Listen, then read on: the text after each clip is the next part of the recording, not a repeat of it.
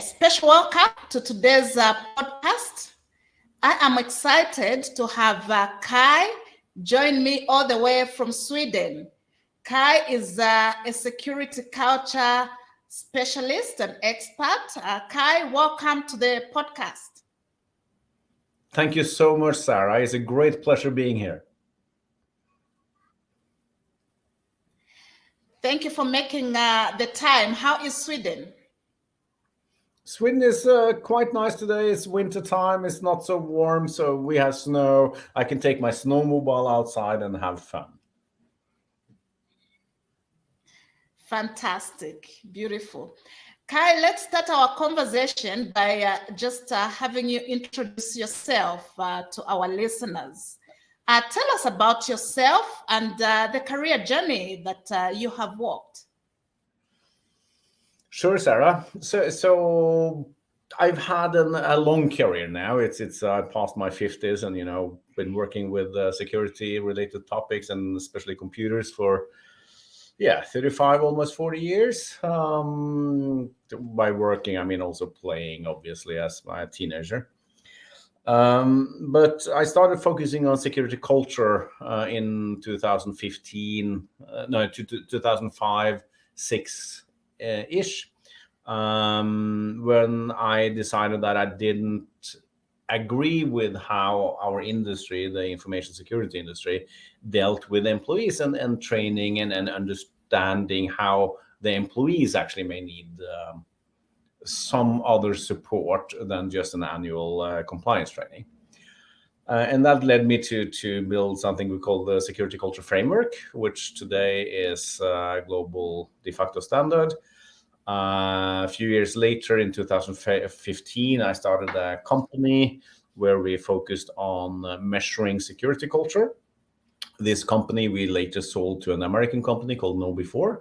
So if you are interested in measuring security culture, you should reach out to KnowBe4. They have a very good tool for that.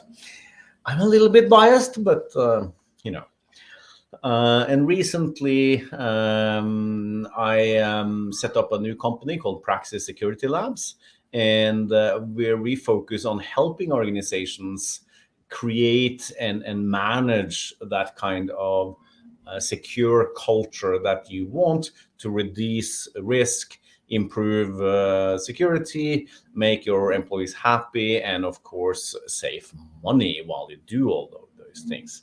It's a basket of fruits, which is fantastic. Wonderful, wonderful. I know that you're also a dad. You told me that your son is in tertiary now in university, right? Is that correct? Yeah, he's studying musical theory, and that is actually very fascinating. I learn a lot from him. I do play some instruments myself, but I never was the musical theory kind of guy. So when he comes here, he talks about, if you do like this, it's that, and blah blah blah. And do you know that in Asia they have music like that and not like the way we have in the Western world? Blah blah blah. It's really fascinating, all the stuff he shares with me. It's beautiful, beautiful. Kai, let's get into our conversation by defining what security culture is. I know that you're very passionate about security culture, and you've just had an amazing career journey in this space. What is meant by security culture, and speak about why it's important and the impact that it has on an organization. So that was 3 different questions in one. So let's start with the first one. What is security culture?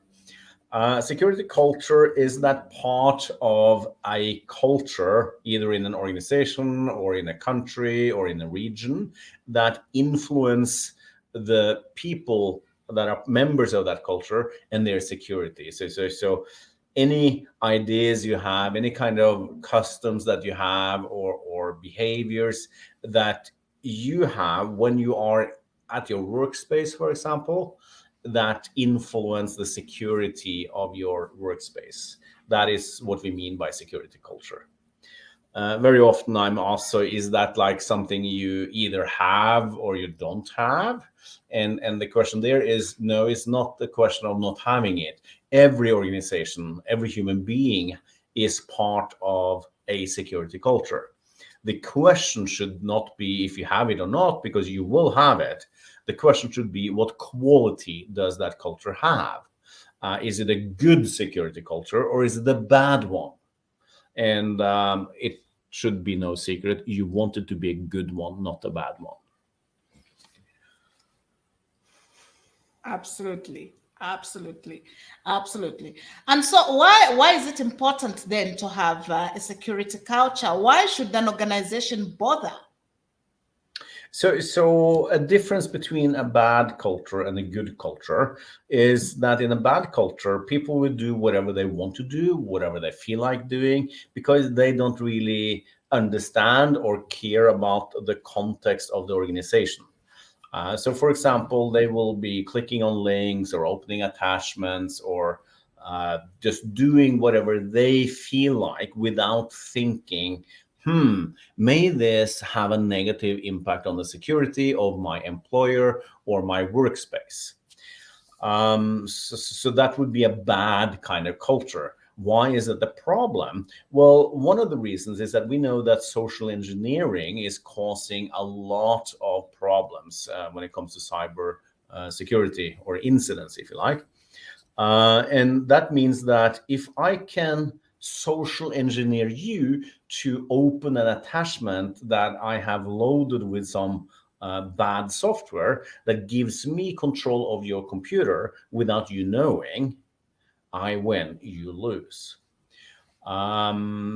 So in a bad culture, there is higher risk, more probability that some employee will actually open that kind of attachment compared to an organization with a good security culture. It's done a lot of research on this area, both myself and my teams, but also a fellow South African, Adele de Vega, has done research on this. More recently, Nolik Solur Shaka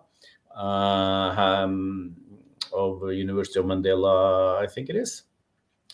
So it's a lot of body of knowledge when it comes to the importance of security culture. Mm, Um, it's actually very interesting what you're raising. Just the mindset within an organization, right? Are people mindful at any given point when they are interacting with the systems about the things that they're clicking and how they just behaving in the virtual space or in the digital space. So then, how do you measure security culture in an organization? How can an organization do that? So the easy, fast, let's do it, get over with it kind of way is to call KnowBe4 and become a customer and use their tool to measure security culture. But there are other ways. You can observe it, right? You can go to your management and ask, so how important is information security or cybersecurity to your organization? And then you follow up with a question like, so how much money do you invest in protecting your organization? How often is cybersecurity and information security a discussion at the management level or at the board of director level? Because that kind of engagement needs to be up on the top level. If the management tells you, I don't understand what you're asking, or cybersecurity, well, we have some IT guy dealing with that, or training employee, well, we do some annual compliance training. Shouldn't that be enough? Well, then you know that this company don't understand the risk associated in 2023 with cybersecurity, social engineering, and they don't take it seriously enough. Mm, mm, mm. So you raise a very important point there in terms of top leadership involvement. But the biggest challenge, as you will know, because you're in the industry, when it comes to issues of anything to do with technology, I mean, even the cultural technology, people want to sort of push it to the IT guys. It's always seen as the IT problem. So, how can then a leader in an organization start shifting everybody's mindset so that people become more aware that we do need to develop a security culture around here? Where does a leader start from? So I think one of the first steps that needs to be taken is to understand that yes, the IT team or that IT guy will do the implementation of whatever technology is needed. But before that IT guy can do that, you as a leader need to understand the risk and the risk appetite of the organization, and then decide, can we accept this kind of risk? Yes or no. If you say yes, well, then you don't need all those security technology stuff, right? You can just tell your IT guy to do something else. But if you are saying, well, that risk is too high, I cannot accept that, which is your job to actually do, then you also have to say, okay, if I cannot accept it, how do we deal with it? So from a business perspective, we cannot accept this risk, but we can deal with it. We can buy some insurance. That's a business decision, risk mitigation. We can implement better technology. That's an IT or technology decision, but it's still a business a decision to make, and then the techs go and implement it. We can provide better training for our employees. That's another business decision that needs to happen and then implemented elsewhere in the organization. The point I'm making here is that when it comes to security, it's the decision and the responsibility lays with the decision makers, meaning not the IT guy or some employee somewhere who I don't really see, I just dump it on his lap.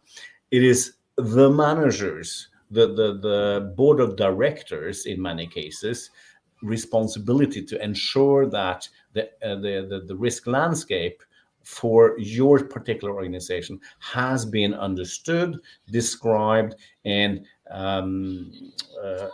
risk has been managed one way or another. Fantastic, fantastic, and well said. This responsibility really lies with the organization leaders. They need to take on that accountability because it is a business risk, right? Exactly. It's all about the business. Do you want your business to be here tomorrow? Yes or no? Do you want your business to make money tomorrow? Yes or no?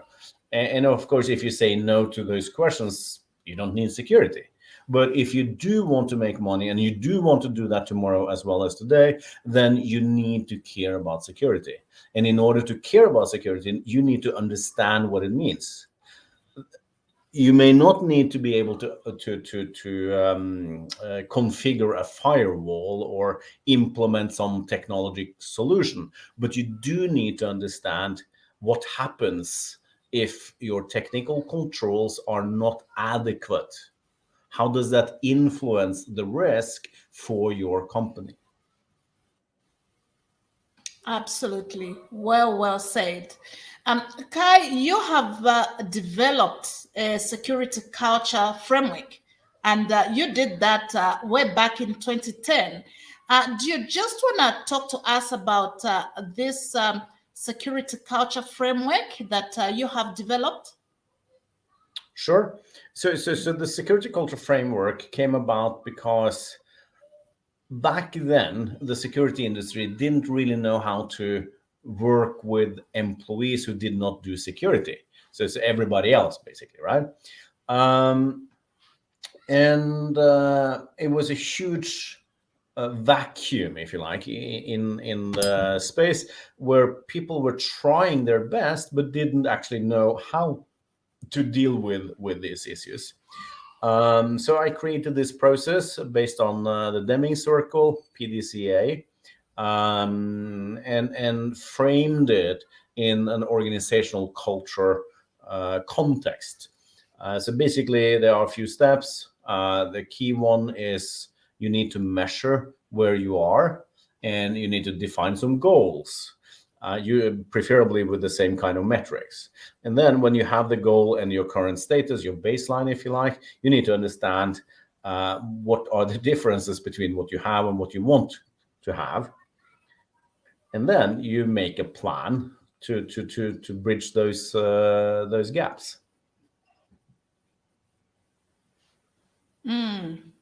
Wonderful, wonderful, wonderful.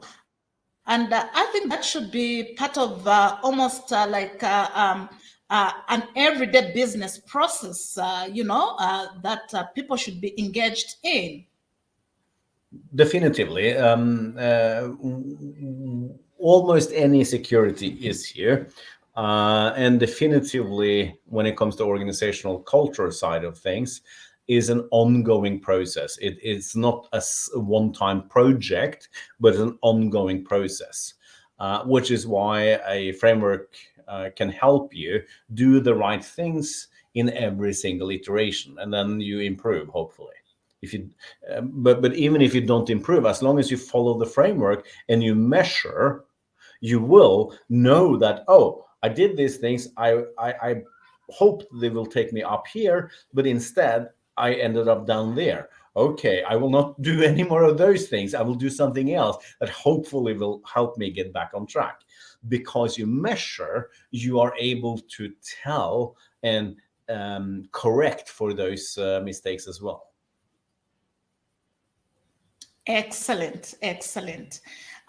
You have written a book. Well, you are an author of many books, but I would like us to talk about the book that you've written that is titled "Build a Security Culture." Um, let's talk about how an organization builds a security culture. I know we've sort of touched on it here and there. And what are the guidelines that can be put in place in order for an organization to build a robust security culture? I like the word robust. I think that is a very, very good one. It goes very well with resilience, for example, that needs to be built into the organization. Yes, I have written a number of books. One of them is the security culture, or build a security culture. That book goes in details explaining the security culture framework, the different steps, and how to work on it, and the reason behind it. It is usually easier to just read the book, or we can always hire our services. But high level, you start by measuring. So as I explained earlier, figure out where you are, set your goals, figure out where you want to be,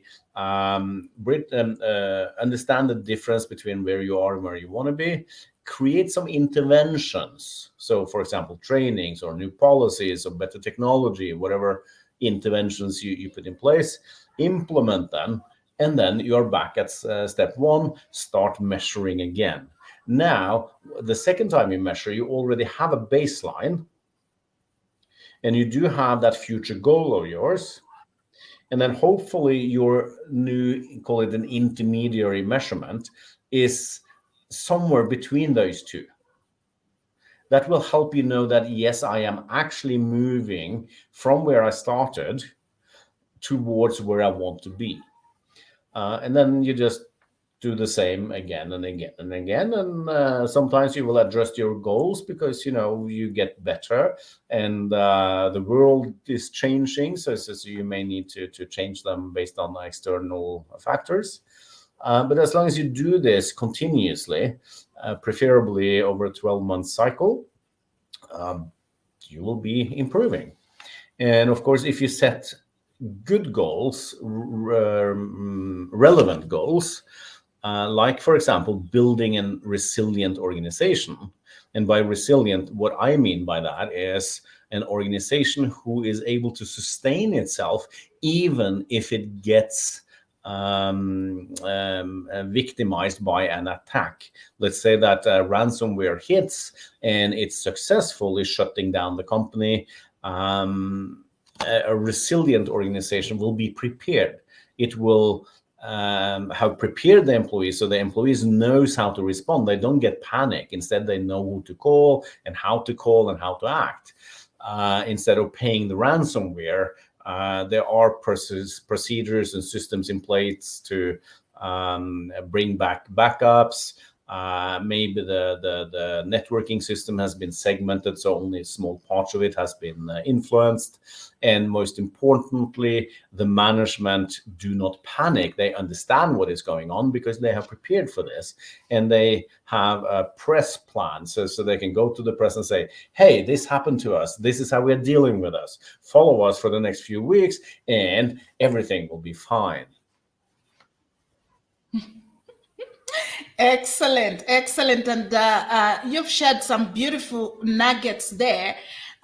I'm also wondering then, do you think, and what's your opinion and your advice? Do you think it's then important that an organization probably has a personnel that is in charge of security culture? What is your advice? So I think that organizations today need to have a role on security culture. So someone Mm-hmm. who are in charge of understanding what it is in the context of that organization. Someone who will help that leadership of the organization to connect the risk and the risk acceptance, risk mitigation strategies with what is needed to be done throughout organizations. Sometimes that means training. Sometimes it may mean measuring something. Sometimes it may be talking to employees. Sometimes, a lot of times actually, it means coaching the leadership to understand what are the right things to do. Mm, excellent, excellent. So then, what things should leaders do to ensure the security culture is enforced in an organization? So I think take ownership and demonstrate it, which it's about being a real friend and not a pretend friend, right? uh, you go in there with authenticity and say, for us in our organization, cybersecurity is important. And then if you're not authentic, you just leave the stage and go on do something else, and no one ever cares about cybersecurity. But if you are authentic, you continue by saying, "This is how we are doing it, and this is how we all will contribute, and this is how I will hold you and myself responsible so that we reach these goals." That is the ultimate responsibility of the leadership, and that is how they can ensure that cybersecurity, information security, security in general are implemented and maintained in a good way in any organization. Mm, mm. Very, very insightful. Let's now look at the dangers and the threats that may arise for an organization as a result of them not building a security culture. Like I was saying, in the beginning, a lot of leaders are really not invested in this area because they just see it as the IT problem. So, do you just want to talk about the threats and the dangers if an organization that does not invest in a security culture? So I am not a fan of FUD, fear, uncertainty, and doubt. But that being said, any newspaper, any day, the past 10 years, you can write about what happens to organizations who don't focus on building and maintaining a good security culture. Most of the social engineering attacks that we see today are because of a lack of the adequate security culture. And so what I'd like to do instead is asked the question, how much does it cost to build a security culture program? The answer is very little compared to the cost of that breach. Take a look at any of the recent ransomware attacks and just look at what they cost. Take a look at any kind of business email compromise attacks and organizations paying out hundreds of thousands of whatever currency you have, even some millions. In Norway, we had an example a year and a half ago, I think.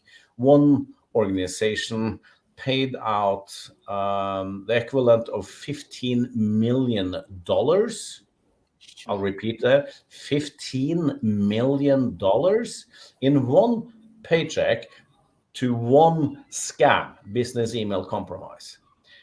Now, you may, of course, also, so what then? Did they get the money back?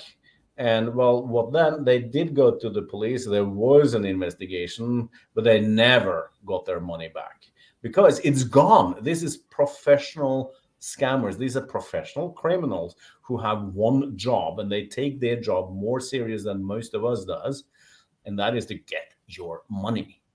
And if you don't have a good security culture, number one, you are more likely to become a victim because you don't discover these things. And more importantly, you are less likely to discover it in time.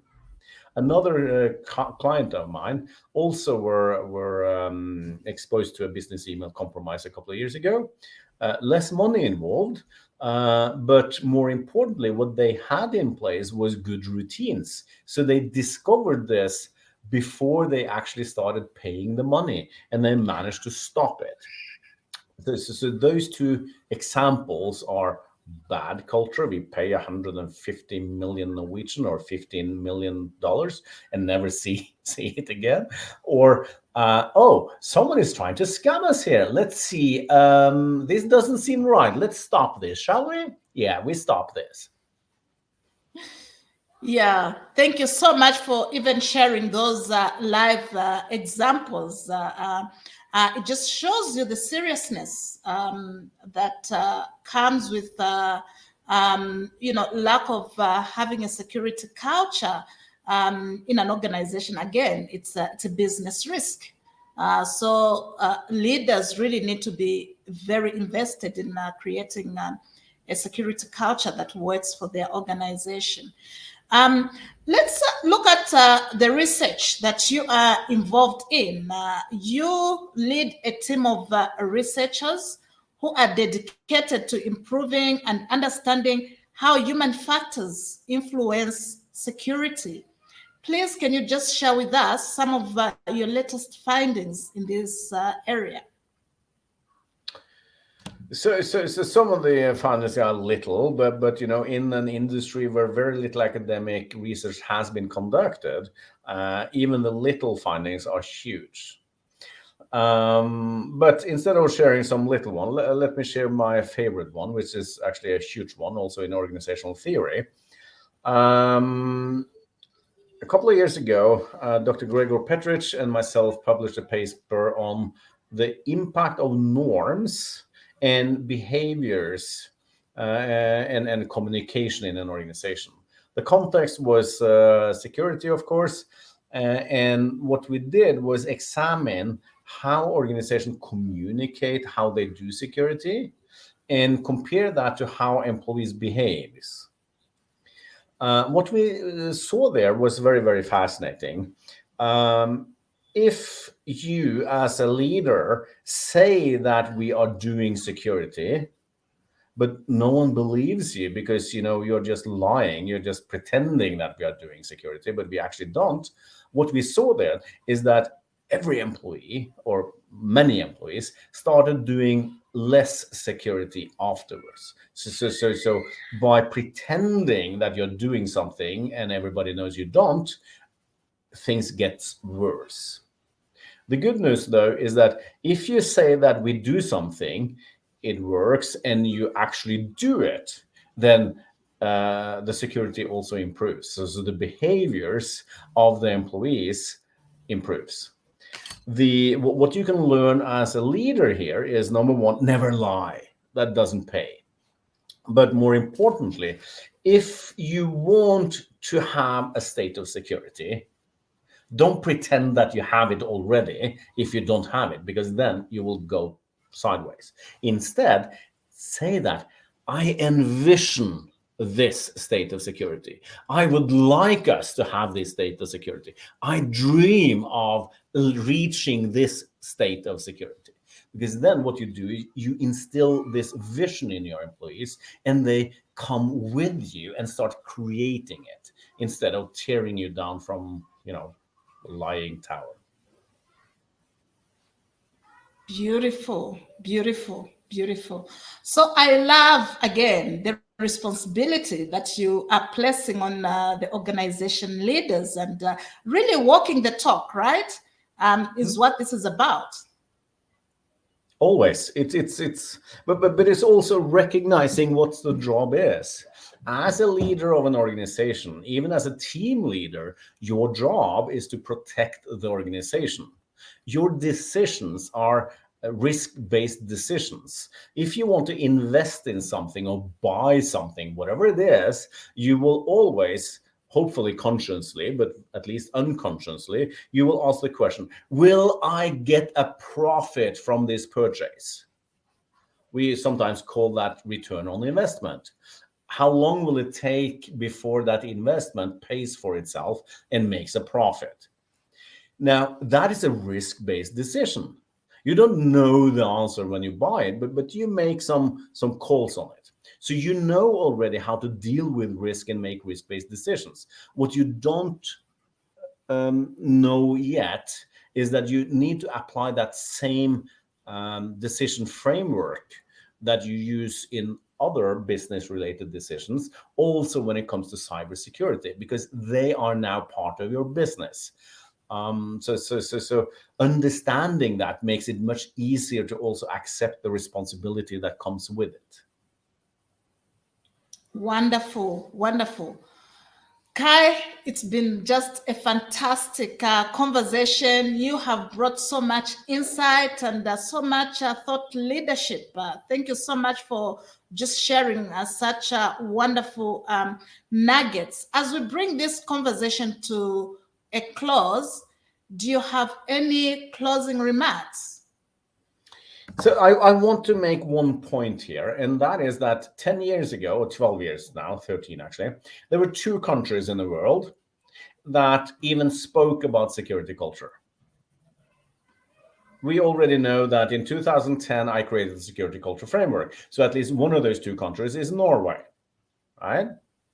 Now, the fascinating thing is the country number two is the country where you are, South Africa. Already back then, Adele de Veiga and a few other researchers had put security culture on the academic map of the world. And now, 13 years later, the rest of the world is starting to catch up. More of us are talking about security culture now, almost everywhere in the world. But just 13 years ago, two countries only, Norway and South Africa. Very, very interesting. Very interesting. Oh, well, it's been such a wonderful conversation. Thank you so much, Akai, just for spending time with us and really appreciate your insights that you've shared on the platform. Thank you. It's been a great pleasure being here. Thank you for having me, Sarah. Thanks so much.